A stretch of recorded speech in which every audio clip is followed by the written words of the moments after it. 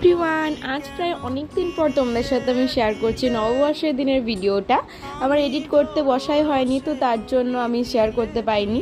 এই যে সকাল সকাল শ্যাম্পু করে এখন সিরাম টিরাম লাগিয়ে নিলাম, দেন একটু ব্লাশ করার জন্য আমরা লিপস্টিক ইউজ করেছি, দেন সুন্দর করে একটু কাজল লাগিয়ে দিয়েছি। যেহেতু আজকে আমরা প্ল্যান করেছিলাম শাড়ি পরে আমরা যাব ছিন্নমস্তায় পুজো দিতে, অনেক দিন ধরে প্ল্যান হচ্ছিল, বাট এটা হয়ে উঠছিল না, বাট আজকে সেটা হয়ে গেল। আর মা মানি ওরা সবাই গিয়েছিল, তাই আমরা ভাবলাম চল সবাই মিলে শাড়ি পরে যাব।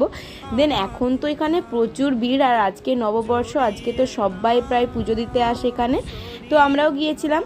আর এই যে দেখো চারিদিকে এত লাইন, আমরা এখন লাইনের মধ্যে দাঁড়িয়েছি। তো আমাদের পুজোর ডালা এখন মেশো আনতে গেছে, আর আমাদেরকে লাইনে দাঁড়াতে হয়েছিল, যেহেতু না হলে লাইন পাওয়া খুব মুশকিল ছিল, মানে প্রচুরই ভিড় ছিল এখানে। মানে দেখো একদিকে পুষ্পাঞ্জলি হচ্ছিল আর একদিকে পুজোর ডালা দিয়ে পুজো দেওয়া হচ্ছিল।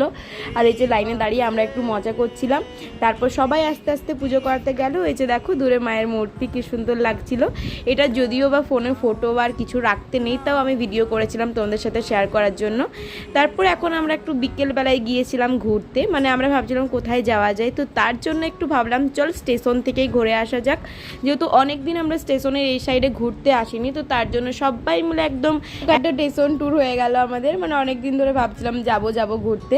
দেন এখন লিফট থেকে আমরা বেরিয়ে গেছি, আর এই যে চলে এসেছি স্টেশনে। আর এই যে ফিল, এই বাতাস, ট্রেন, তারপর চারিপাশ পুরো নিরিবিলি, বেশ ভালো লাগে বিকেল দিকে। তো চলো নেক্সট ভিডিওতে দেখা হবে, টাটা।